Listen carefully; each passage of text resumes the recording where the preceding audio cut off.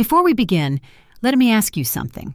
Have you ever stood at the grave of the person you loved the most, only to discover you never really knew them at all?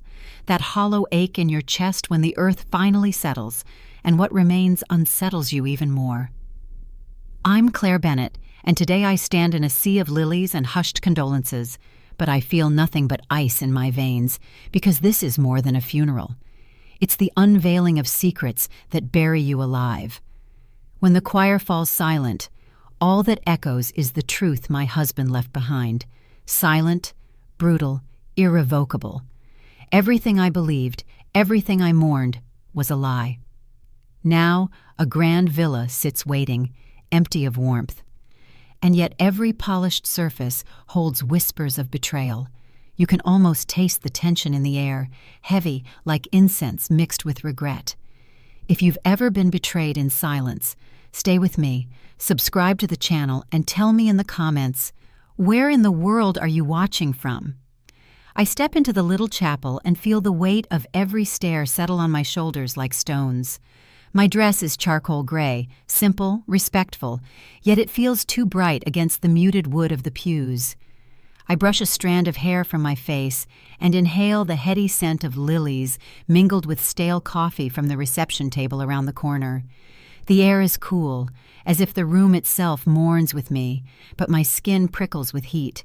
Behind me, the choir's hymn clicks to a halt, and a hush spreads faster than any breath. I was Claire Bennett just moments ago, a wife, a partner, someone who believed in tomorrow. For 10 years, David and I shared Sunday mornings over fluffy pancakes and fresh squeezed orange juice. We whispered secrets under dim kitchen lights and planned our future in sketches and spreadsheets. He promised me a villa on the coast once the business thrived. I laughed and told him not to dream so big, but here it stands, an empty testament to our vows, gleaming white against azure skies.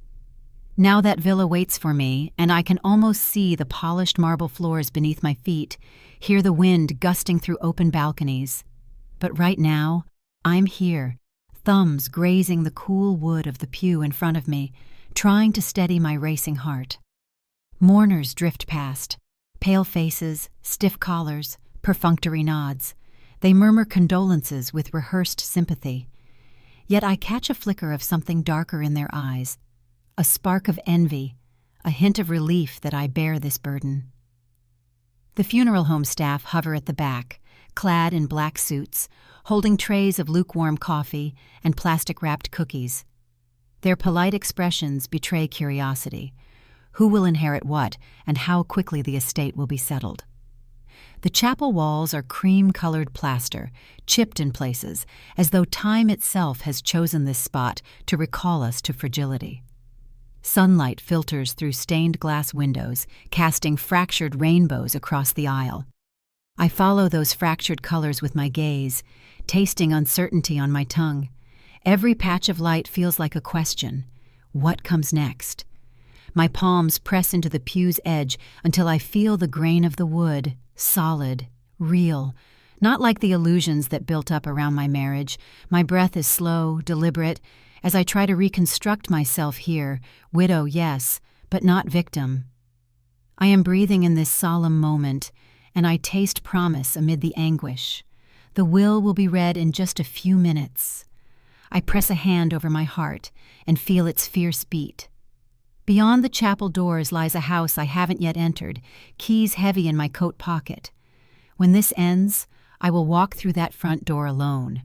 I will fill every silent room with my own footsteps, and I will decide who stays and who goes. I slip out of the chapel and into the hushed bustle of the reception. The smell of reheated quiche and lukewarm coffee hangs heavy. My eyes lock onto them immediately, 3 figures clustered at the edge of the long table. Marisol stands tall in a burgundy dress, too bright for a funeral, her posture perfect and proud. Beside her, Brianna toys with a wafer cookie, rolling her eyes so I can't miss the contempt. And Marisol's brother Hector leans back, one shoulder against the wall, arms crossed, a smirk dancing on his lips. They hover like vultures around the tray of finger sandwiches. I approach, heart steady, and nod politely to the funeral home attendant. "Thank you." I murmur, accepting a napkin. Marisol's eyes flicker with something sharp. Satisfaction, maybe. She tucks a strand of hair behind her ear and whispers loud enough for the three of us to hear. I do hope you're grateful, Claire. After all, I did you the courtesy of keeping the ceremony small. I feel the heat rise in my cheeks but blink it away. It was lovely, I say, voice soft. I force a smile that feels brittle. Brianna rolls her eyes again and quips under her breath, but not quietly enough. Try not to choke on those cookies. We wouldn't want a scene. Her lips curl as she bites down on a triangle of cucumber sandwich. I swallow back the anger, tasting vinegar at the back of my throat. Hector steps forward, sliding between us. He clinks his coffee cup against mine. To David, he says, with mock solemnity. He'd be so disappointed. He pauses, eyes glinting. To see his real family made to entertain guests his other wife invited. The word real drips like acid. My pulse drums in my ears. I press my free hand to the table edge, feeling its cool steel. My breath is slow, controlled, steady as a metronome. They circle me like sharks. Marisol tilts her head. You know, she says, voice honey slick, David told me time and again he only married you for the home you built together. And now look at you, widow in waiting, clutching tissues and sympathy. She spreads her hands, palms up, as though presenting my tears as a prize. I draw in a calm breath. I will not be baited. Is that what you believe? I ask, leveling my gaze at her. That I exist only because of bricks and mortar? I slip my napkin into my clutch. There was never a moment when your rudeness made me doubt how fiercely he loved me. Marisol's smile falters, just for a heartbeat. Then she reforms it sharper. Oh, Claire, she purrs, leaning in. Her perfume blooms, a choking sweetness. I'm only speaking facts. Everyone here knows the truth. You, poor dear, are the placeholder, the bridge between David's past and my future. Brianna snorts and flicks a crumb from her dress. Don't get too comfortable, Mrs. Bennet, she warns, voice low. Estate lawyers aren't sentimental. Once the paperwork goes through, you'll see how little loyalty means. Her words slice the air, but I remain still. An unbroken line from shoulders to head. Hector's chuckle rumbles deep. You might want to start packing, he advises, resting a hand casually on Marisol's shoulder. The villa's far too grand for one lonely woman, especially one without the true family to fill its halls. His eyes rake my face, searching for signs of panic. My jaw aches from keeping it clenched. I breathe in the sterile room, tasting false luxury and stale ambition. I feel every pair of eyes in the room drift our way, sensing the tension like a storm cresting. My lips curve into a smile, calm, unhurried. The villa has plenty of room, I reply, voice steady. In fact, I look forward to hosting you all there. It'll be my pleasure to show you the view David always adored. Marisol's nostrils flare. She takes a step closer, lowering her voice until only I can hear. Enjoy the pity, she hisses. None of this will matter once the judge sees the truth. You're nothing but a placeholder. I stand still, chest rising and falling with deliberate evenness. Around me, the reception continues, guests clinking cups, murmuring condolences. But all I can hear is the echo of that final sentence. Placeholder. My hand moves to my coat pocket, fingers curling around the heavy villa key. I smile then, pure and certain. They don't know what comes next. And soon they will. The room falls into an uncanny stillness as the lawyer clears his throat, the sound shattering the low hum of whispered condolences. I feel every heartbeat in my chest, a drum echoing through my ears, drowning out the soft rustle of tissues and the distant clink of coffee cups. He unfolds the parchment of David's will with deliberate care, the paper crackling like dry leaves underfoot. My stomach twists as I lean forward, arms resting on the wooden podium, fingertips brushing the grain that feels as ancient as the truths soon to be revealed. Claire Bennet. the lawyer announces, his voice measured and clear. I bequeath to you, my devoted wife of 10 years, all real estate holdings, including the villa by the sea, my shares in Bennett & Conting, and the entirety of my liquid assets. His gaze flicks to Marisol, her lips pressed into a tight line, and then back to me, solemn and unwavering. A hot surge of triumph roars through my veins, but I clamp down on it with practiced restraint. I will not let tears betray me. Not yet. Around me, faces blur into a haze of shock and disbelief. Marisol's shoulders slump as if a wind has been knocked out of her bearings. Brianna's hand flies to her mouth. Her wide eyes glisten with unshed tears. Even Hector, who moments ago brimmed with smug confidence, looks as though he's been struck by a wayward bolt of lightning, dumbfounded, unmoored.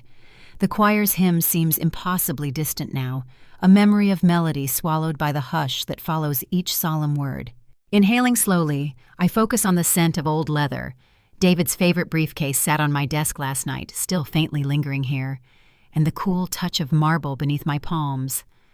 The villa he described so lovingly in whispered late-night conversations rises before me in vivid detail. Sun-bleached columns, lantern-lit hallways, the sapphire-blue sweep of the Mediterranean Sea, visible from every balcony. I taste salt on my tongue. I close my eyes for a heartbeat, letting the memory anchor me in certainty. The lawyer clears his throat again and continues, voice soft but firm. Furthermore, should any beneficiary challenge this will, then the entire estate shall be liquidated and the proceeds donated to the Coastal Children's Foundation, an organization my wife has long supported. A murmur ripples through the gathered mourners. Marisol's mouth drops open, and I see her fist clench at her side. There's no room for contest now, no wiggle in the words he penned. David anticipated their bitterness and sealed it with legal precision. I feel a tide of warmth pool at the base of my throat. A soft sound escapes me, a breath that tastes like vindication. I wipe a phantom tear from my cheek, careful to keep my composure. Each second stretches taut like a bowstring, until at last the lawyer looks up, meeting my eyes with respectful solemnity. "Claire," he says, "the estate is yours. In full." I stand, heart hammering an uneven rhythm, and close the distance to the podium. My footsteps echo on the tile floor as I reach for the will's final page and slide my finger beneath the signature line. David Bennett.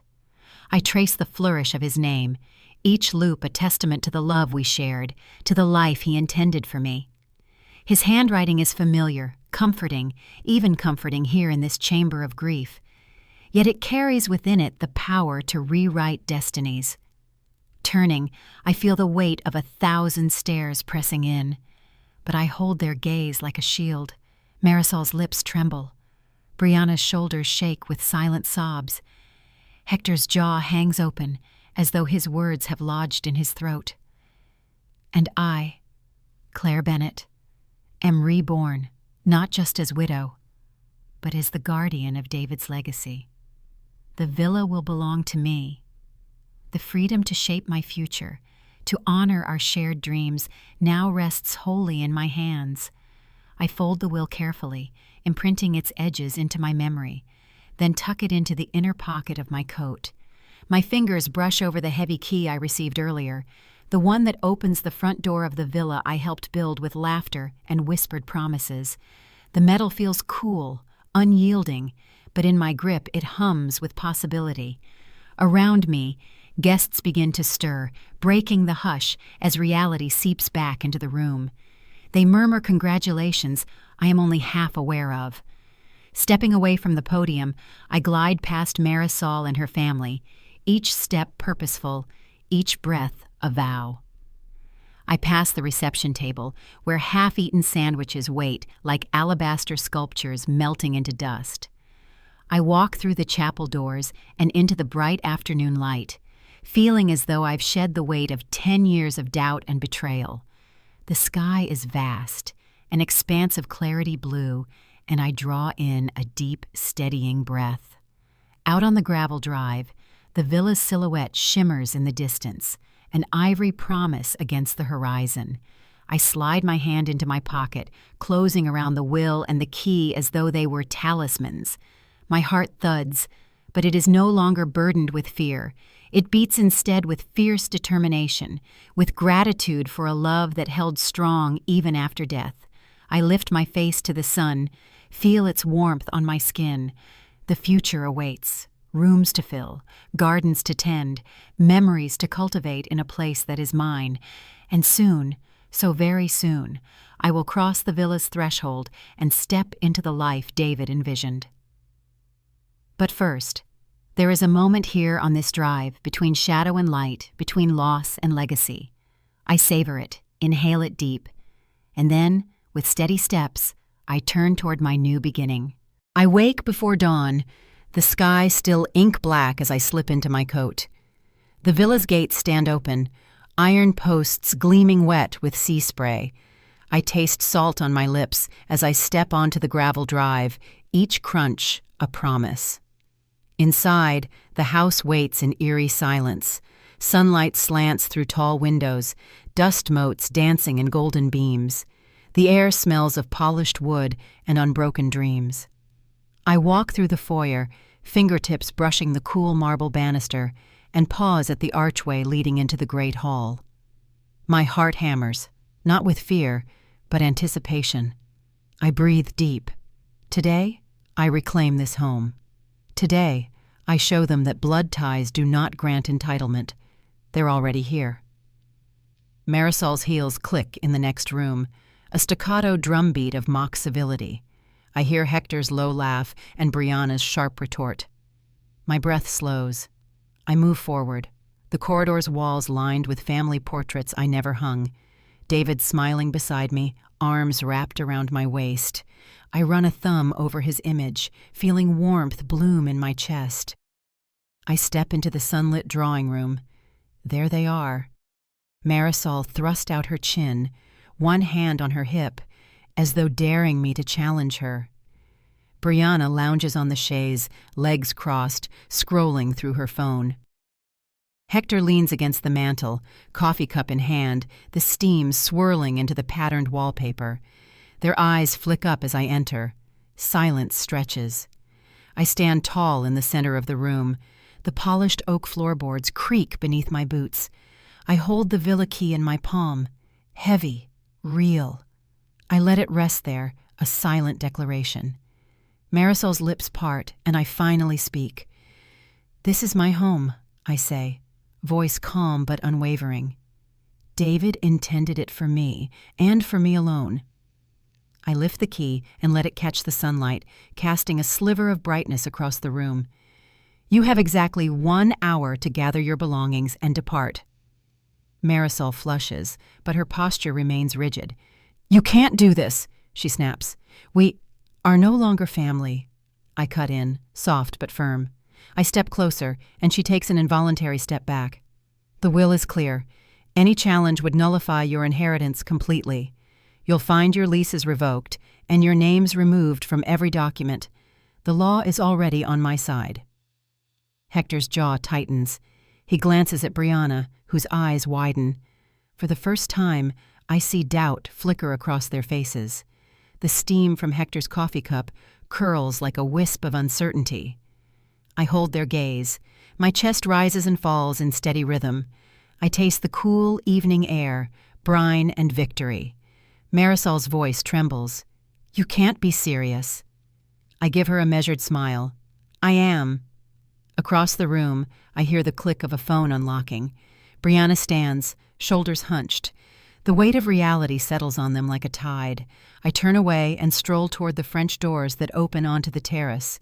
The sea breeze brushes my cheek. The day's first light flutters across the tiled floor. I hear hurried footsteps behind me, boxes sliding across hardwood, the soft rustle of fabric as they pack.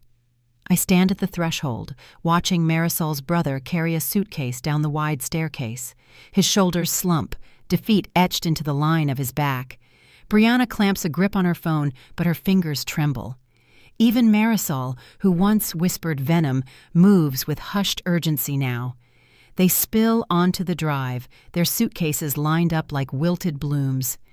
I remain on the terrace, arms crossed, watching their retreat. The gates clang shut as Marisol struggles to lift the latch. The sound resonates through the dawn. I step forward and lean against the cool metal. I breathe in the scent of sea air and jasmine from the garden below. In the distance, waves lap against the shore, steady and rhythmic. I smile, quiet, full. Their departure is final. The villa is mine, unspoken memories and all. Inside, the echo of their footsteps fades. I refill my lungs with triumph. I cross the terrace and walk through the drawing room, the sunlight gleaming off polished surfaces. Dust no longer stirs in defiance, it settles in peace. I pause by the mantel, fingers trailing along its carved edge. Here, once, I'd worried about losing everything. Now I realize I've gained so much more: autonomy, dignity, and the love David entrusted me with. In the kitchen, I set a kettle on the stove and light the pilot. The soft hum of gas sparks a sense of domestic normalcy I haven't felt in days. I press my palm against the cool counter, taste the lingering tang of salt and metal. Steam rises from the spout, coiling into the air like a promise fulfilled. I pour hot water into my favorite china cup, its delicate floral pattern warmed by my touch. I curl my fingers around it, savoring the heat. The tea's aroma drifts up, gentle and reassuring. I take a slow sip, letting the warmth spread through me. I close my eyes and let out a long exhale. Triumph tastes like chamomile and honey. At the kitchen table, I sit down, placing the villa key and the folded will before me. Sunlight spills across the tabletop, illuminating David's signature. I trace the ink with my fingertip, feeling his presence in every line. For the first time since his funeral, I allow myself a single tear, soft and unashamed. It slides down my cheek, warm and real. I breathe in deeply. I whisper into the quiet room, "Thank you, my love." My phone buzzes on the table. I glance at it.